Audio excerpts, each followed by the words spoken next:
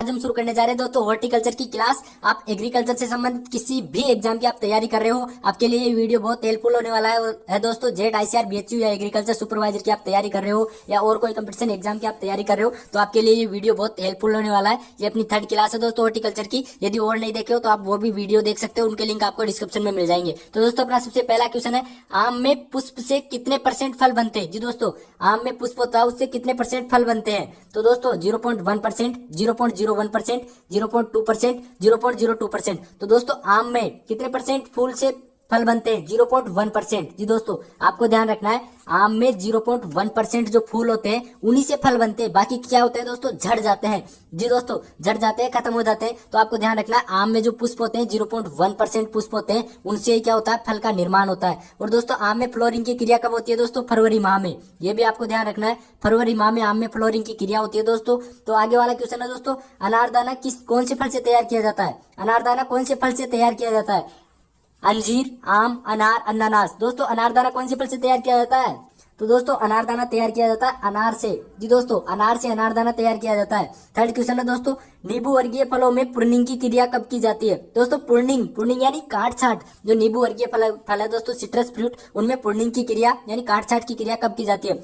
बसंत ऋतु में, शरद ऋतु में, ग्रीष्म ऋतु में, वर्षा ऋतु में। तो दोस्तों कब की जाती है प्रूनिंग की क्रिया? तो दोस्तों नींबू वर्गीय फलों में प्रूनिंग की क्रिया की जाती है दोस्तों बसंत ऋतु में। दोस्तों बसंत ऋतु में प्रूनिंग की क्रिया की जाती है। बसंत ऋतु कब होती है दोस्तों? फरवरी मार्च। जी दोस्तों फरवरी मार्च या मार्च अप्रैल में प्रूनिंग की क्रिया की जाती है दोस्तों नींबू वर्गीय फ्रूट में। आपको पता होगा दोस्तों नींबू वर्गीय फलों में प्रूनिंग की क्रिया बसंत ऋतु में। आगे वाला क्वेश्चन है दोस्तों, गरीब आदमी का सेब किस फल को कहते हैं? गरीब आदमी का सेब। जी दोस्तों गरीब आदमी का सेब एप्पल। जी दोस्तों गरीब आदमी का सेब किस फल को कहते हैं? अनार, सेब, अमरूद, बेर। तो दोस्तों यह है अमरूद। इसका राइट आंसर होगा दोस्तों अमरूद। अमरूद होता है उसको गरीब आदमी का फल कहते हैं दोस्तों, गरीब आदमी का सेब कहते हैं दोस्तों अमरूद को, गवावा को। आगे दोस्तों काला सिरा देह विकार किसमें पाया जाता है? जी दोस्तों काला सिरा ब्लैक टिप रोग किसमें होता है दोस्तों? केला, पपीता, आम, अमरूद। दोस्तों उम्मीद है आपको पता होगा दोस्तों इसका। तो दोस्तों इसका राइट आंसर होगा आम। काला सिरा देह विकार किसमें पाया जाता है दोस्तों? आम में। आम में काला सिरा देह विकार पाया जाता है। और ये किससे होता है दोस्तों? SO2 सल्फर डाइऑक्साइड और दोस्तों CO2 जो गैस होती है उससे ये काला सिरा देह विकार होता है। और दोस्तों ये किसमें होती है दोस्तों? जो ईंट के भट्टे होते हैं, ईंट के भट्टों से जो दोस्तों गैस निकलती है।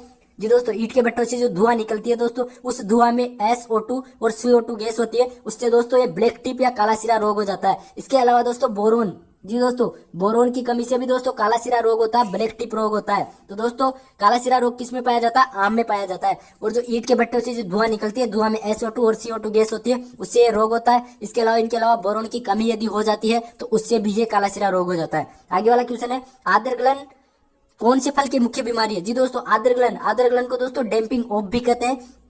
तो दोस्तों ये कौन से फल की मुख्य बीमारी है? केला, पपीता, आम, अमरूद। दोस्तों आप देखिए कि आपके कितने क्वेश्चन सही जा रहे हैं। आप अपना आंसर खुद भी सोचिए, इनमें से टिक करिए, खुद सोचिए कि आपके कितने क्वेश्चन सही जा रहे हैं। आपकी अपनी तैयारी खुद चेक करिए कैसी क्या चल रही है। तो दोस्तों आद्रगलन कौन से फल की मुख्य बीमारी है? केला, पपीता, आम, अमरूद। तो दोस्तों आद्रगलन है पपीता की मुख्य बीमारी है। आद्रगलन दोस्तों पपीता की मुख्य बीमारी है।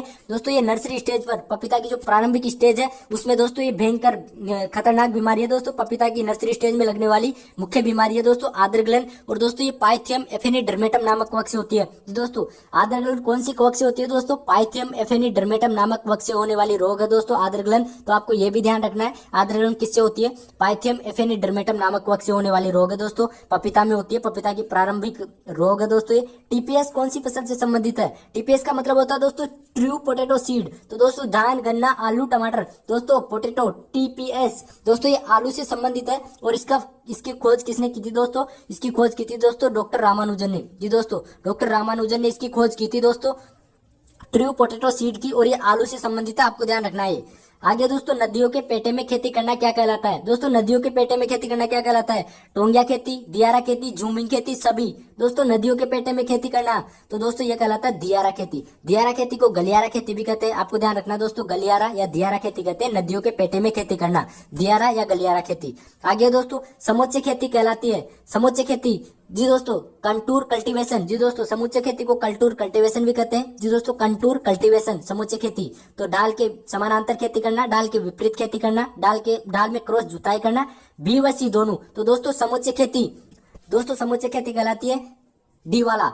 ढाल की विपरीत खेती करना, ढाल में क्रॉस जुताई करना, समुच्चय खेती। जी दोस्तों, समुच्चय खेती क्या होती है दोस्तों? ढाल की विपरीत खेती करना या ढाल में क्रॉस जुताई करना। आगे वाला क्वेश्चन है, राष्ट्रीय कृषि विपणन संस्थान NIAM। जी दोस्तों, राष्ट्रीय कृषि विपणन संस्थान NIAM कहाँ है दोस्तों? NIAM का मतलब होता है दोस्तों इंटरनेशनल, जी दोस्तों, international institute of agriculture marketing. जी दोस्तों, international institute of agriculture marketing, ये कहाँ है दोस्तों? राष्ट्रीय कृषि विपणन संस्थान जोधपुर, नई दिल्ली, जयपुर, जोधपुर, नई दिल्ली, जयपुर, जोधपुर। दोस्तों ये जोधपुर दो बार आ गया, इसकी जगह आप और कोई ले सकते हो, जोधपुर, नई दिल्ली, जयपुर या कुछ और इसकी जगह ले लेना। तो राष्ट्रीय कृषि विपणन संस्थान कहाँ है दोस्तों? NIAM, नेशनल, जी दोस्तों, national institute of agriculture marketing. National institute of agriculture marketing कहाँ है दोस्तों? दोस्तों यह है जयपुर में। जी दोस्तों, राष्ट्रीय कृषि विपणन संस्थान कहाँ है दोस्तों? जयपुर में है। दोस्तों राष्ट्रीय कृषि विपणन संस्थान कहाँ है दोस्तों? जयपुर में।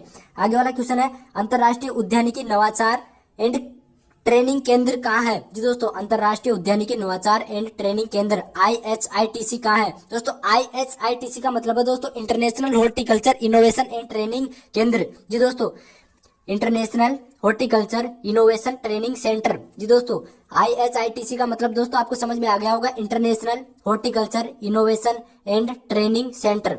अंतरराष्ट्रीय उद्यानिकी नवाचार एंड ट्रेनिंग केंद्र कहाँ है दोस्तों? सूरजपुर, उदयपुर, झालरापाटन, झालावाड़, तबीची, अजमेर, दुर्गापुरा, जयपुर। तो दोस्तों ये कहाँ है दोस्तों? ये अपने दुर्गापुरा जयपुर में है दोस्तों। अंतरराष्ट्रीय उद्यानिकी नवाचार एंड ट्रेनिंग केंद्र कहाँ है दोस्तों? दुर्गापुरा जयपुर में। आगे वाला क्वेश्चन है, संतरा उत्कृष्टता केंद्र। जी दोस्तों, संतरा उत्कृष्टता केंद्र कहाँ है? कोटा, उदयपुर, झालावाड़, गंगानगर। तो दोस्तों ये कहाँ है? झालावाड़ में है। संतरा उत्कृष्टता केंद्र कहाँ है? झालावाड़ में। इसके अलावा दोस्तों सिट्रस फ्रूट, जी दोस्तों, सिट्रस फ्रूट का उत्कृष्टता केंद्र सेंटर ऑफ एक्सीलेंस कहाँ है दोस्तों? कोटा में है। जबकि संतरा का कहाँ है? झालावाड़ में है। जी दोस्तों, संतरा का उत्कृष्टता केंद्र झालावाड़ में है। आगे है दोस्तों, केंद्रीय शुष्क बागवानी संस्थान कहाँ है? CIAH। जी दोस्तों, केंद्रीय शुष्क बागवानी संस्थान CIAH कहाँ है दोस्तों? जोधपुर, जयपुर, अजमेर, बीकानेर। तो दोस्तों ये कहाँ है? बीकानेर में है दोस्तों, केंद्रीय शुष्क बागवानी संस्थान। जी दोस्तों, क्वेश्चन ध्यान से सुनिए, केंद्रीय शुष्क बागवानी संस्थान कहाँ है? बीकानेर में है। आगे वाला क्वेश्चन है, राज्य में कृषि आयुक्तालय कहाँ है? जी दोस्तों, राज्य में कृषि आयुक्तालय कहाँ है? तो दोस्तों कोटा, अजमेर, जयपुर, उदयपुर। तो दोस्तों कृषि आयुक्तालय कहाँ है दोस्तों? राजस्थान में कृषि आयुक्तालय जयपुर में है।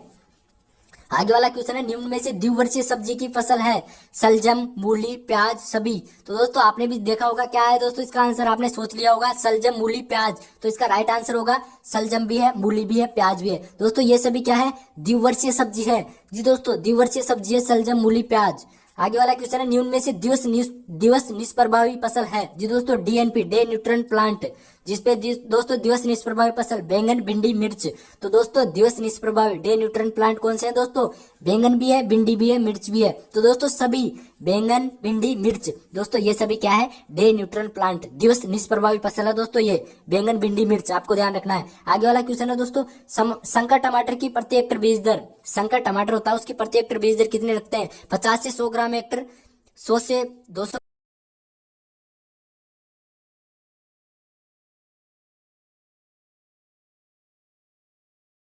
50 से 100 ग्राम हेक्टर, 100 से 200 ग्राम प्रति हेक्टर, 400 से 500 ग्राम प्रति हेक्टर, 600 से 700 ग्राम प्रति हेक्टर। तो दोस्तों कितनी? ऑप्शन के अकॉर्डिंग दोस्तों 100 से 200 ग्राम प्रति हेक्टर। जी दोस्तों, कितने रखते हैं दोस्तों? 120 से 200 ग्राम। जी दोस्तों, या 100 से 200 ग्राम प्रति हेक्टर रखते हैं। संकर टमाटर की बीज दर 100 से 200 ग्राम। आगे वाला क्वेश्चन है दोस्तों, कौन सा फल संरक्षित खाद्य कहलाता है? संरक्षित खाद्य, खजूर, अनार, टमाटर, बैंगन। दोस्तों संरक्षित खाद्य कौन सा फल कहलाता है? खजूर, अनार, टमाटर, बैंगन। तो दोस्तों टमाटर क्या होता है दोस्तों? संरक्षित खाद्य। जी दोस्तों, संरक्षित खाद्य है।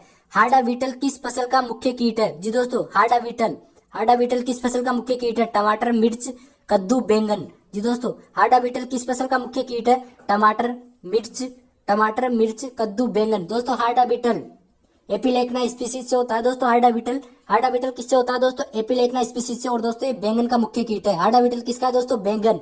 हार्डा बीटल बैंगन का मुख्य कीट है, एपिलेक्ना स्पीसीज से होता है। आगे वाला क्वेश्चन है दोस्तों, कुर्सीपेरी कुल की सब्जियों में क्लबरोट रोग। जी दोस्तों, कुर्सीपेरी कुल की सब्जियों में क्लबरोट रोग किससे होता है? जी दोस्तों, क्लबरोट रोग, कुर्सीपेरी कुल की सब्जियों में क्लबरोट रोग किससे होता है दोस्तों?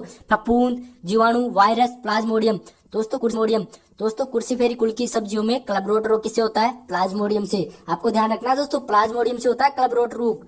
आगे दोस्तों DBM, डायमंड बैक मोथ रोग, किस कीट किसका मुख्य कीट है दोस्तों? DBM, diamond back moth. तो दोस्तों डायमंड बेकमोथ रोग किसका है दोस्तों? तिल, कद्दू, बैंगन, पत्ता गोभी। तो दोस्तों पत्ता गोभी, जी दोस्तों फूल गोभी या पत्ता गोभी है दोस्तों, इनका ये डायमंड बेकमोथ मुख्य कीट है दोस्तों। डीबीएम पत्ता गोभी या फूल गोभी का मुख्य कीट है दोस्तों डायमंड बेकमोथ, डीबीएम। आगे दोस्तों करेला की किस्म है हरका हरित, पूसा विशेष, प्रियंका, सभी। तो दोस्तों करेला, करेला दोस्तों करेले की किस्म क्या है दोस्तों? हरका हरित भी है, पूसा विशेष भी है, प्रियंका भी है दोस्तों, सभी। इसका राइट आंसर होगा दोस्तों सभी। आगे दोस्तों कौन से फल में परागण क्रिया मनुष्य द्वारा कराई जाती है? मनुष्य द्वारा परागण क्रिया किसमें कराई जाती है दोस्तों? अनार, आंवला, अनानास, खजूर। दोस्तों किसमें कराई जाती है? आपने सोचा होगा दोस्तों इसका राइट आंसर क्या होगा दोस्तों आपके अकॉर्डिंग? तो दोस्तों कौन से फल में कराई जाती है? खजूर में, जी दोस्तों खजूर में हैंड पोलिनेशन। जी दोस्तों मनुष्य द्वारा परागण कराया जाता है, हैंड पोलिनेशन किसमें होता है दोस्तों? खजूर में। आपको ध्यान रखना है खजूर में हैंड पोलिनेशन होता है। आगे दोस्तों खजूर में ताजा फल योग्य अवस्था है। जी दोस्तों खजूर में ताजा फल योग्य अवस्था कौन सी है दोस्तों? तो दोस्तों आपको ध्यान रखना है खजूर में ताजा फल योग्य अवस्था पिंड, डेंग, गंडोरा, डोका। तो दोस्तों ताजा फल योग्य अवस्था है दोस्तों डोका, डोका या खलल। जी दोस्तों इसको अपन खलल भी बोलते हैं, डोका या खलल। ये अवस्था दोस्तों ताजा फल योग्य अवस्था है। और दोस्तों इस अवस्था में क्या होता है? फल क्या होते हैं? पूर्ण विकसित हो जाते हैं और पक जाते हैं। पंड खजूर बनाने, जी दोस्तों छुआरा बनाने के लिए भी दोस्तों इसी अवस्था पर फलों को तोड़ा जाता है। अपने इंडिया में दोस्तों डोका या खलल अवस्था पर ही खजूर के फलों को तोड़ा जाता है। आपको ध्यान रखना है, क्वेश्चन ऐसे पूछ ले कि भारत में खजूर के फलों को कौन सी अवस्था पर तोड़ाई की जाती है? तो दोस्तों डोका या खलल अवस्था। जी दोस्तों डोका या खलल अवस्था पर भारत में फलों को तोड़ा जाता है। और खजूर में अपने भारत में ताजा फलों को खाने योग्य अवस्था कौन सी है दोस्तों? डोका या खलल। आपको किसी क्वेश्चन में दोस्तों डाउट कंफ्यूजन लगे तो आप कमेंट कर सकते हैं। आगे वाला क्वेश्चन है दोस्तों अंगूर में हैन एंड चिकन रोग किस तत्व की कमी से होता है? अंगूर में हैन एंड चिकन रोग किस तत्व की कमी से होता है? Calcium, nitrogen, boron, molybdenum. दोस्तों किस तत्व की कमी से होता है हैन एंड चिकन रोग अंगूर में? तो दोस्तों ये होता है बोरोन की कमी से, बोरोन की कमी से होता है दोस्तों। आगे वाला क्वेश्चन है सिट्रस कैंकर रोग का वाहक है। जी दोस्तों सिट्रस कैंकर रोग का वाहक क्या है दोस्तों? एफिड, साइला, लिफ माइनर, लेमन बटरफ्लाई। दोस्तों सिट्रस कैंकर, जी दोस्तों सिट्रस कैंकर रोग का वाक्य क्या है दोस्तों? Xanthomonas citri. दोस्तों सिट्रस कैंकर रोग किससे होता है? Xanthomonas citri. जी दोस्तों जेंथोमोनास सिट्राई से होता है दोस्तों सिट्रस कैंकर रोग। और इसका वाक्य क्या है दोस्तों? Lip minor. क्या है दोस्तों? Lip minor. आपको ध्यान रखना है सिट्रस कैंकर रोग का वाक्य क्या है? लिप माइनर है दोस्तों। और ये किससे होता है? जेंथोमोनास सिट्राई से। जी दोस्तों आपको ये भी ध्यान रखना है कि ये रोग किससे होता है? जेंथोमोनास सिट्राई से, जेंथोमोनास सिट्राई से होता है दोस्तों ये। क्या दोस्तों सिट्रस कैंकर रोग किससे होता है? जेंथोमोनास सिट्राई से। और इसका वाहक कौन है दोस्तों? लिप माइनर, लिप माइनर इसका वाहक है। आगे दोस्तों रक्तौंधी रोग किसकी कमी से होता है? दोस्तों रक्तौंधी रोग विटामिन ए की कमी से। रक्तौंधी रोग किससे होता है दोस्तों? विटामिन ए की कमी से। इसके अलावा विटामिन सी की कमी से कौन सा रोग होता है दोस्तों? स्कर्वी रोग, स्कर्वी रोग होता है। विटामिन डी की कमी से रिकेट्स रोग होता है दोस्तों। और विटामिन के की कमी से दोस्तों कौन सा रोग होता है?